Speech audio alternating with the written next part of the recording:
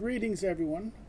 Hi there, I'm Clifford Bates, and again, this is our next session of reading Machiavelli's Prince. Today, on this episode, we will be looking at chapter 10. That is, chapter 10 will be asked the question, in what mode the strengths of all the Principates ought to be weighed. Now, this is interesting. Now, he's going to ask you the question of how should we judge all the Principates. Now, this chapter has 5 paragraphs. It's very straightforward in text. And of course, I'm reminding people we're using I'm reading from Leopold de Alvarez's translation of The Prince. It is published by. This is my newer copy, old copy.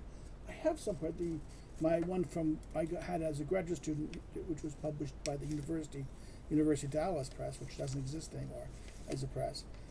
This is the Waveland edition that came out in the 90s. I think it was published it was published out in 1989. 1989 it was published. It was originally published at Dallas in 1980. It was reissued in 1989 through Waveland. It's still available. I put the Waveland link on the bottom of the page. So there we are. Now we turn to today's chapter.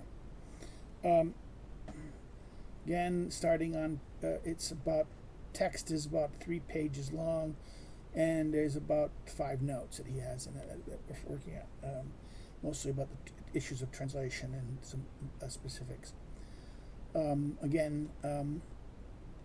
We start on page 62, and it begins, in examining the qualities of these Principates, it is requisite to have another consideration, that is, whether a prince has such a state that he finds himself in need. He can himself stand up by his own means, or whether he finds it always necessary to be defended by others, period. Now, the Alvarez points out the state. Now, this is the double meaning of the word state. In fact, I should talk about this. We mentioned it earlier in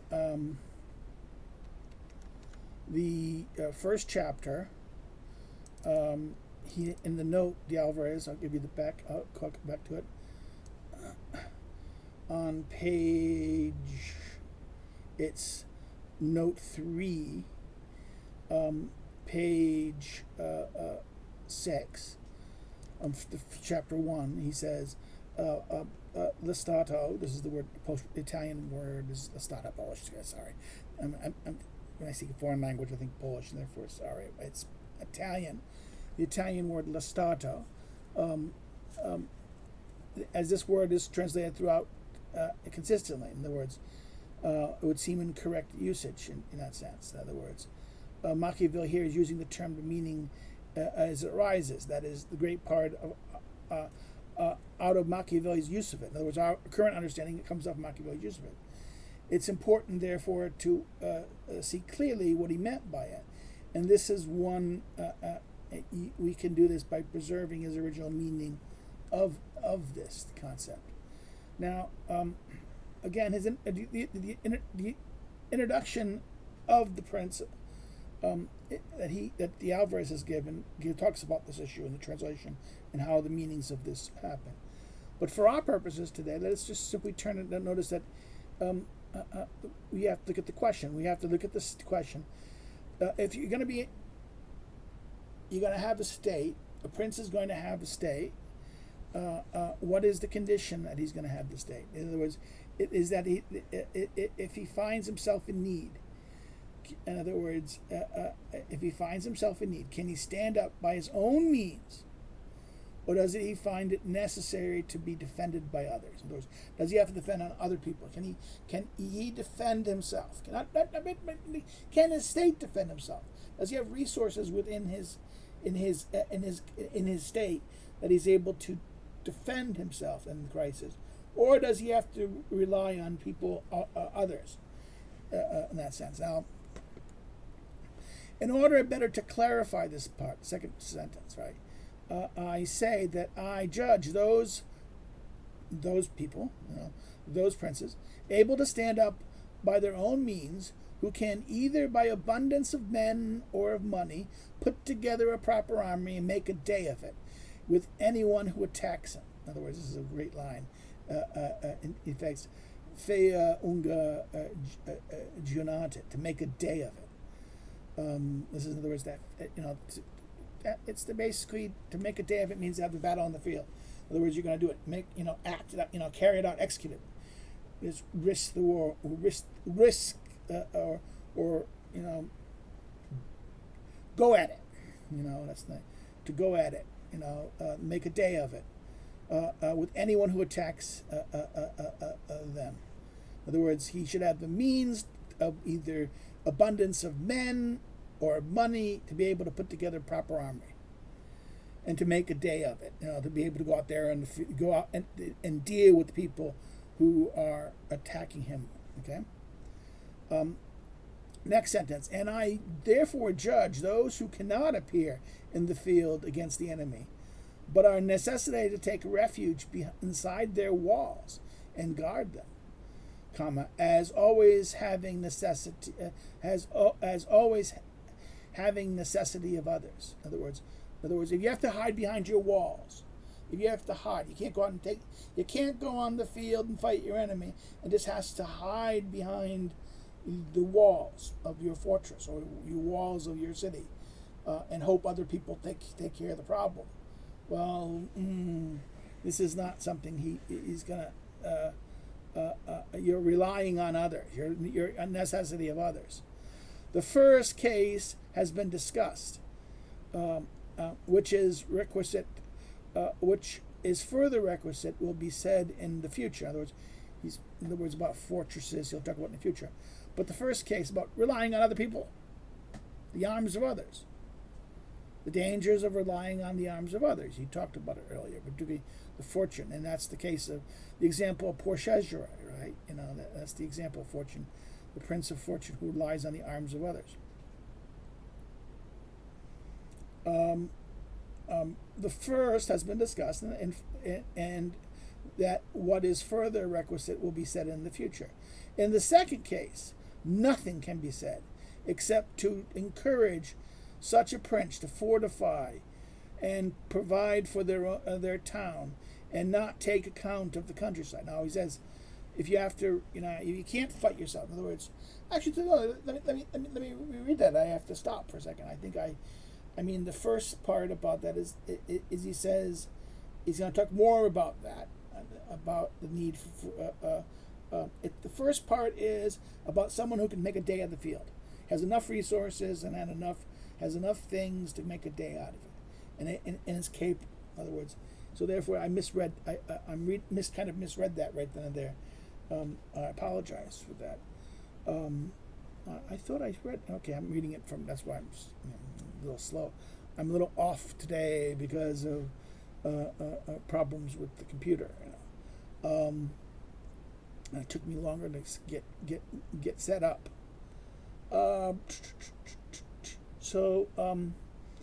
And therefore judge those who cannot appear in the field against the enemy, but are necessitated to take refuge against the wall and guard them, as always having necessity others. The first case has been discussed.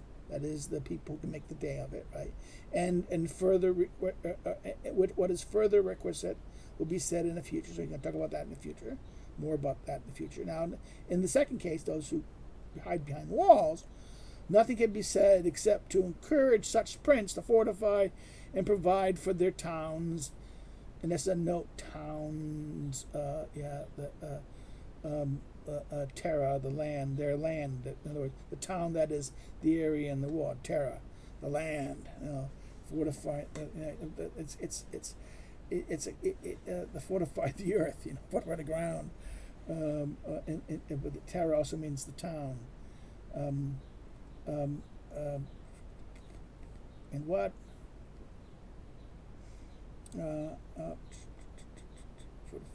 town, and not take into account of the countryside. In other words, ignore the country. Now, here's, I think he's pointing to the Athens, right? Pericles' famous strategy about how to deal with the Spartans. Don't fight the Spartans at all at home, on the battlefield. The Spartans come into Attica and want to provoke a fight. You don't let them take care of all the land. They can't break the walls, and therefore eventually they'll give out and they'll go back. Okay, so therefore that's a hiding between wall. You have to do like and don't worry if they're burning the countryside and destroying all the land. You're nice and safe here. And you have made provisions that you can survive the siege. Okay. Next sentence.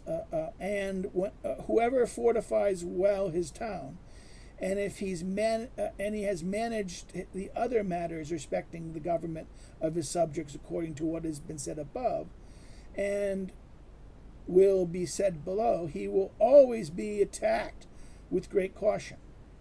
In other words, if he says, you fortified your town, and you did use other things. So remember, this is an important thing. You have done respect. In other words, and have managed the other matters respecting the government of his subjects. In other words, that this takes us back to the discussion before about how do you deal with the few and the many in the previous chapter. Okay. In other words, this follows the argument of having the people on your side, and dealing with the men, dealing with the great that you have to deal with. Okay, because if you don't deal with those things, fortifying doesn't help you. In other words, if you're fortifying alone doesn't do it. It's fortifying and making sure you've done on the other things. In this sentence here, that's why it's a tricky sentence. He's trying to trick you, and if you're not paying attention to this, you be fooled. You make him misunderstand what he's saying. And according to what has been said above, and will be said below. He'll continue this later. He will always be attacked with great caution, for men are always hostile to enterprises wherein they see difficulties, and they will see that it is not easy to attack someone who has kept his town strong and who is not hated by the people. Okay, the double thing. Again, he's doing about this, and hated by the people. In other words, again, it's not just keeping the town strong does not mean having the forts. It means making sure that the other things have been done. You have enough resources. You have enough things to survive in it. Just mere fortification is not enough. Being strong means making the strong and not hated. This is why. This is why you have to pay attention. Because if you just think, oh, it's fortify. If you read this superficially, and you try to take his lessons, you will screw up. Okay. What do you mean by strong? Strong means more than mere just being tough or having having the walls and nice security system protecting you.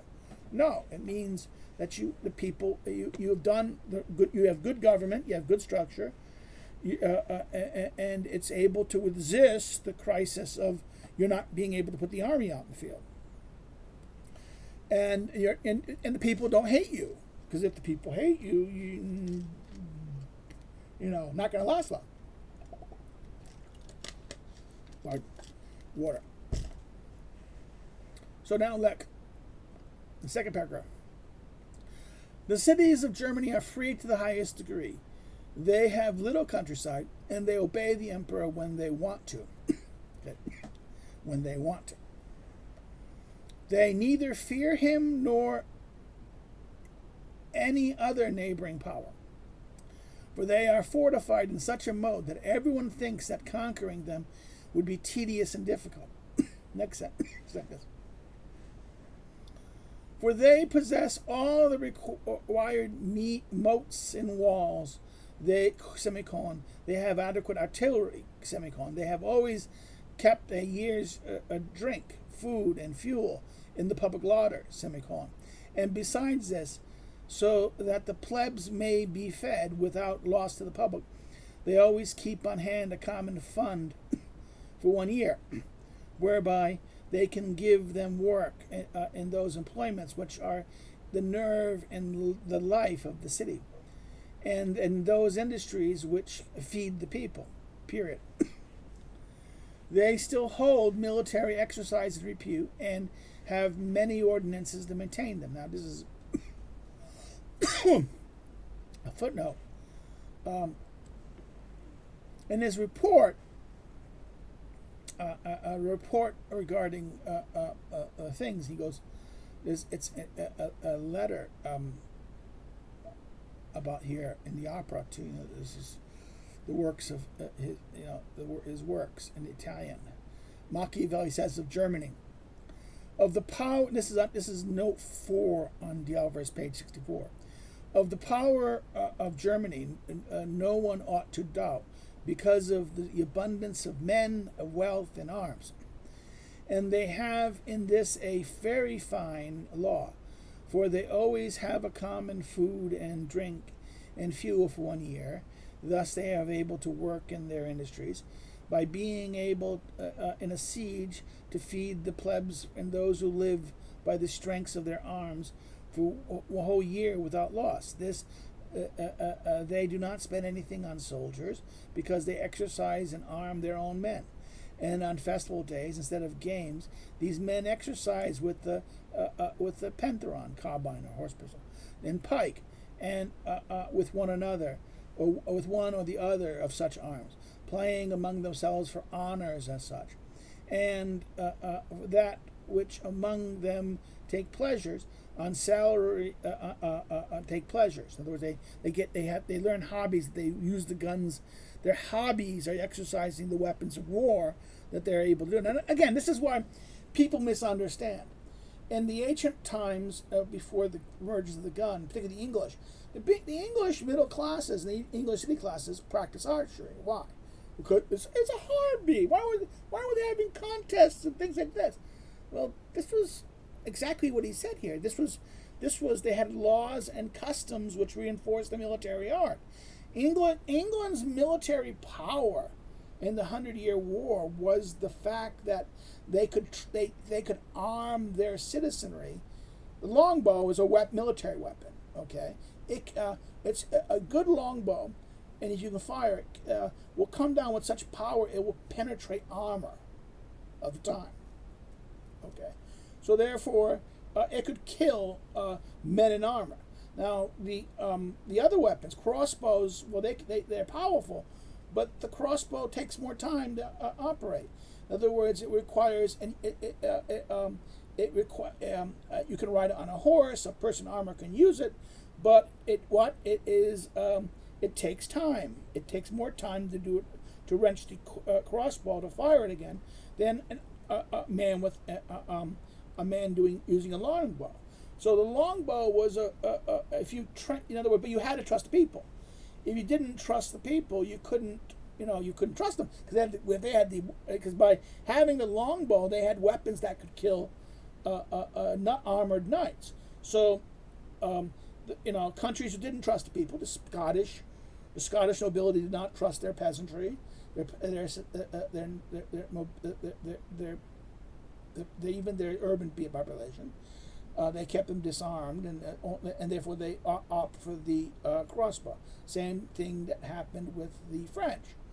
This is why, and what French archers had often didn't have the same tactics and didn't have the same skill. They could give them people longbows, but if they weren't practicing with it, they wouldn't work well with it. And hence, this is why he's saying the Germans were smart, because the Germans allowed the city people practiced war, practiced with they would, in other words, for their hobbies, they would exercise and use the weapons of war. Now, this is why you have to understand. This is why all this whining about, in America, why does anyone have to use a military-grade weapon? Like AR-15, first of all, it's not a military-grade weapon, because a military-grade weapon has select fire and auto fire. which most weapons that people have a right to are not auto fire or even select fire. They just have semi-automatic. Okay, a semi-automatic rifle or which is normal use for hunting is not going to be, it's not the same as a military grade. So that's one misnomer. Second but even if it is, the caliber of the rifle, the caliber is that of the military grade. Well, it's good because that way. Now, this is what is it? His name Quigley.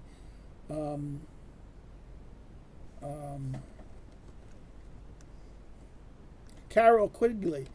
I should be a better boy here. Carol Quigley.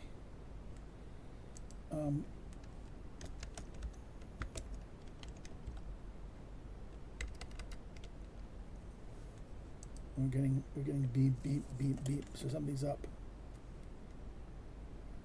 Carol Quigley, in his famous last book of his life, wrote a book. Carol Quigley is a historian and political scientist at Georgetown, professor at Georgetown. Very famous. He wrote books. He was one of the teachers of Bill Clinton. Bill Clinton had got a B in his course, right? Quigley wrote a book called Anglo-American Establishment. He was open strategy. But at the end of his life, he wrote a book called Weapon Systems and Political Stability.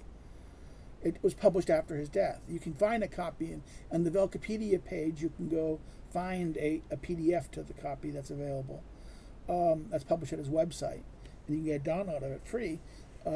It's an excellent book because there he talks about the interconnection of being armed. In other words,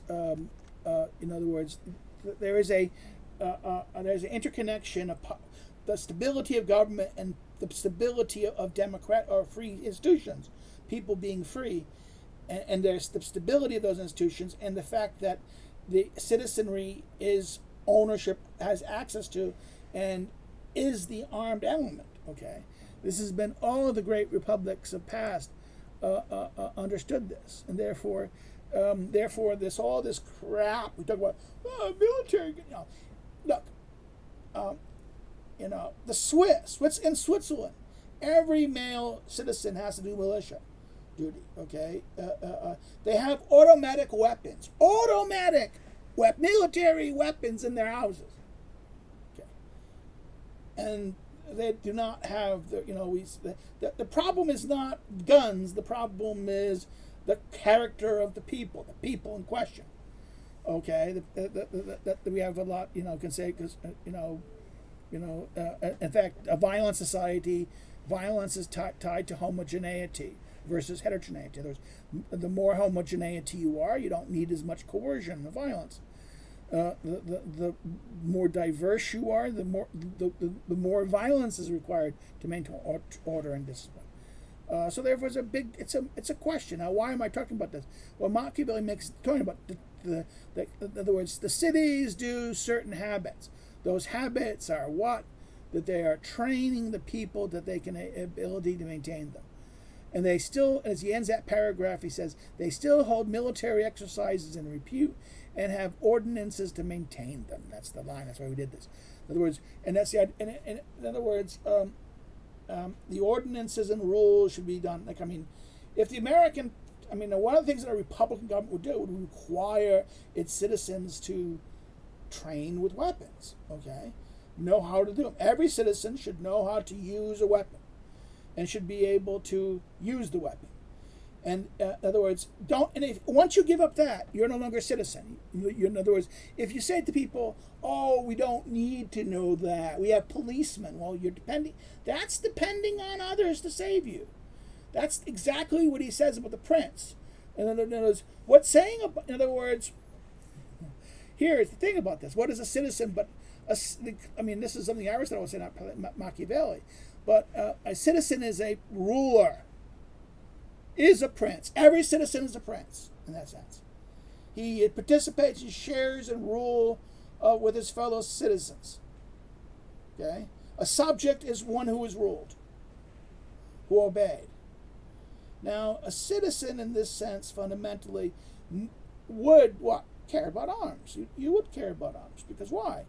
Because you're part of the liberating body that, you have response. Everyone is equally responsible for the care of the political community, and therefore, when it comes to crisis, you do your duty in that sense. Your duty to, because this idea that the city and the community has provided for you and provides for you, and you have an obligation. Your share of the obligation. Machiavelli here is making the point that therefore a good prince, a good ruler, makes sure. Now, why would you not want that? Why would you not train your free citizens to be armed? Well, if you're a tyrant, if you're a bad guy, and you're afraid of the people, if you're afraid of the citizenry, you don't want them armed. You want them weak. You want them weak and dependent and decadent. You want LGBTQ, transgender, and all this. This is all that kind of stuff. Why? You want people to be hedonistic. You want them to be enjoying any kind of pleasure that they want. They should be allowed to, masturbate or, watch video games and encouraged to do everything but take life seriously. Okay? Why? Because they're no longer a threat. Such people are easy to manipulate. And when the thugs come when the tyrants, thugs, and their troops come to do it, they don't know how to respond. They kind of like, oh God, they will simply comply out of fear and incapacity. This is why, and this is something about Machiavelli's conception of virtue in this sense. Virtue is this kind of manliness in this sense, this capacity to act, this capacity to do. This is why the prince has to be such a person. If he's effeminate or uncaring, what will happen is he will look weak. Okay? So therefore, this is why you have to understand what he's saying here, because this is a shocking criticism. Even though Machiavelli is a modern, he creates the modern world, very much the modern world we live in. He would be horrified by what it has turned into, in a sense. You must be, in other words, an armed citizenry is the thing that preserves liberty, in this sense. He makes this clear.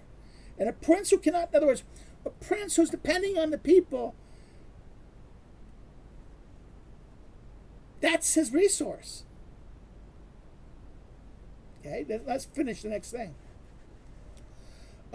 Let's go finish the fifth paragraph. Now, starting fifth paragraph. A prince, and this is page 63. A prince then who is not, a prince then who has a strong city and who does not make himself hated cannot be attacked. And if someone were to attack him, that attacker would have to retreat in shame, for the things of the world are so variable, and that it is almost impossible that one could stand a year idle and encamped with his army. In other words, the thing, life's so variable. You can have to, you couldn't do what the Spartans did. The Spartans stood a year outside of Athens, more than years outside of Athens, waiting for the Athenians to come out and play. They would destroy the farms and destroy the thing. Come out. In other words, it's too risky. It's too risky a gambit. Only to someone like the Spartans, who were so disciplined, that could handle that in that sense. But even then, he doesn't mention it. He's silent about the Athenian example. This is interesting in that sense. But he says that, things are too. But this idea that you can stand idle and encamped with his army, okay. And if someone might reply, if the people have their possessions outside and see them burning, they will not have patience, and the long siege and the love of their own will make them forget the prince.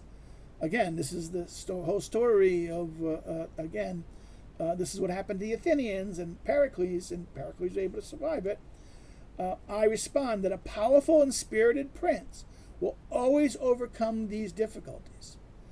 now giving his subjects hope. In other words, now giving his subject hope that the evil might not last long, now making them fear the cruelty of the enemy, now securing him with dexterity against those who seem too bold. In other words, by doing the things, what he's doing multiple things. You might always categorize this.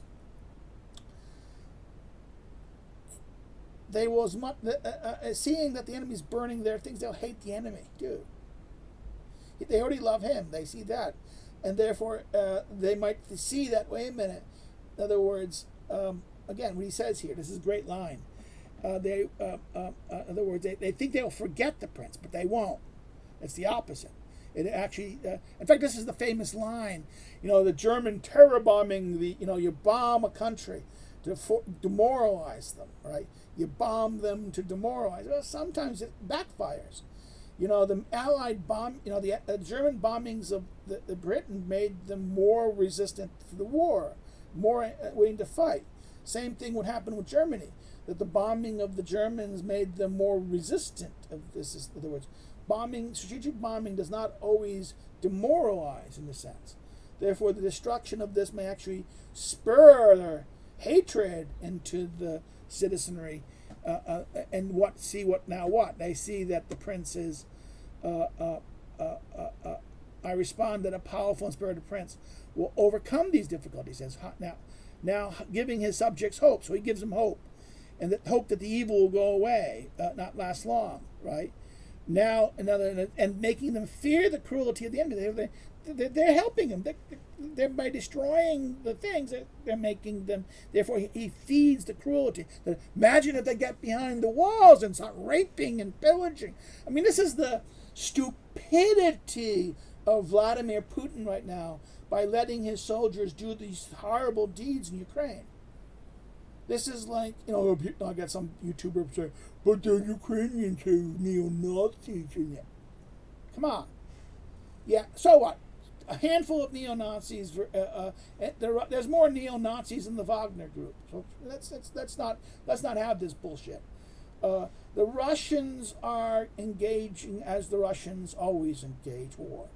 They don't care about. They have no discipline infantry. They have no discipline in their military. It is just they throw conscripts at the enemy and use artillery. That's their way of war. The Russian way of war is to hurl bodies at people. And these people are not trained, not real disciplined. They might have very good special forces and very quality elite units, but elite units don't win wars. It's the mass army. And therefore what happens here is the mass army comes, and what is it doing? It's raping and stealing and taking things. It doesn't have enough money. Because it doesn't have enough food and equipment, the logistics to operate. They have to, in order to feed themselves, they have to steal, loot, and take.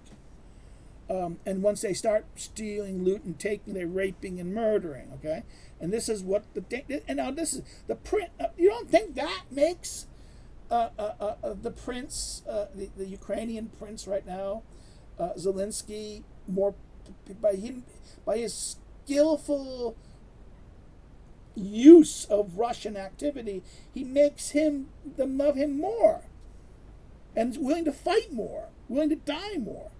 Therefore, this is very contrary to what what Machiavelli's warning. A skillful prince will make the people fear the enemy, and if the enemy does things that reinforces that fear, it makes manifest and say, "See, yep, that's proof." If they win, they're going to rape your children and kill everyone. Okay. I don't think that's Russian policy, but the way the war is fighting, this is believable, okay, from the in the Ukrainian head, and I bring this example as a clear example of what Machiavelli is trying to get to here, and therefore what he says and now securing himself with dexterity against those who seem too bold. In other words, those other people amongst them will say, let's go fight, let's go do something. Or even against dexterity, those who might attack him. In other words, the fact that I can do these things and do a skillful prince can keep the people loyal to him, keep the people eyes on the right thing, and eyes on the enemy and fearing the enemy, and external actors might be willing to say, "No, that guy's too smart. I'm not going to do it," or internal competitors might not willing to challenge you at that moment. And besides this, it would seem reasonable that the enemy would burn and ruin the countryside immediately upon their arrival. And it is at these times that the minds of men are still hot and willing for defense. And therefore, so much the less ought the prince to doubt. For afterwards, whenever men's minds turn cold, the damage will have already been done and the evils will have been received, and there's no remedy. In other words, the reality is that the enemies will burn and do these things quickly. There's no remedy. Therefore, at the end, in other words, that what is the remedy to this? When all of a sudden the men, a year from now, people might start saying, "Oh, Zelensky, maybe we're wrong about, maybe he's not that good of a leader," right? But what remedy they have to the situation? They don't. So therefore, Machiavelli says that, because the enemy will do these things and do these things quickly. And there's no, in other words, and therefore the people will say, "Well, it's too late. We're committed. We can't. We have nothing. We can't make a deal with the Russians in a sense. There's nothing to save anymore in that sense." Now he continues, "And now even more they will unite with the prince." So therefore, even when they're cold, the fact that they have nothing and only the prince being victorious will offer them a future. So that's the other point. So therefore, even if they change when they get cold, the fact that the enemy is destroyed, they're going to be even more with the prince, since it appears that he has an obligation towards them. Their homes have been burned and their possessions ruined for his defense.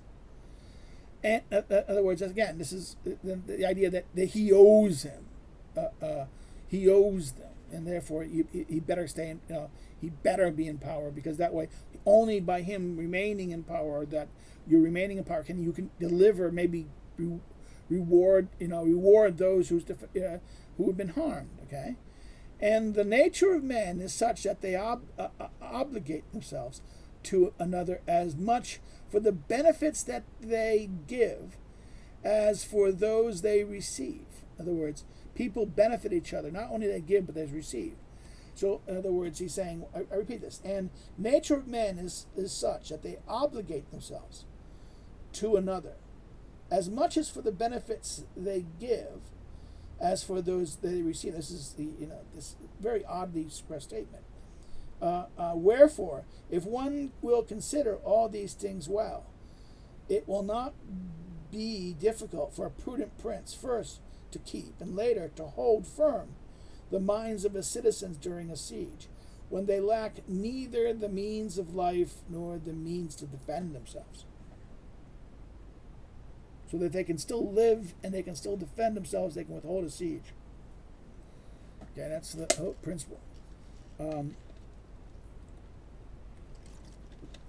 I suspect the incident would happen in Mariupol, not the prince, but the Mariupol situation.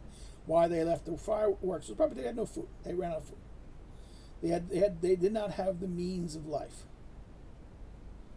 They could, and they maybe even not even defend themselves anymore. There were no more bullets. In other words, if you run out of the means to survive and to defend yourself, then there's no hope. Then you have to give in that sense. But if you can, as long as you have these two, a prudent prince can withstand a siege. Well, this ends our chapter 10 of the Prince. I will leave it to you there. If you'd like what first of all, if you have any comments or questions, please put them in the comment section below. If you like this, please thumb up and share it with a friend and put us on social media. You can go down and if you want to message me about something about the thing and you don't want to put it in the comment section, you can always go to the social media sections and below, and follow me on social media. You can subscribe to this if you like more content of this. Again, and by the way, if you're interested in the Alvarez translation, there's the link down below that shows you. I could send you to Amazon. You can get it from Amazon, but I felt would be a good boy and send it to the publisher. Well, that's it. We're a little shorter than normally, but it's a short chapter. So, okay, take care. See you next time.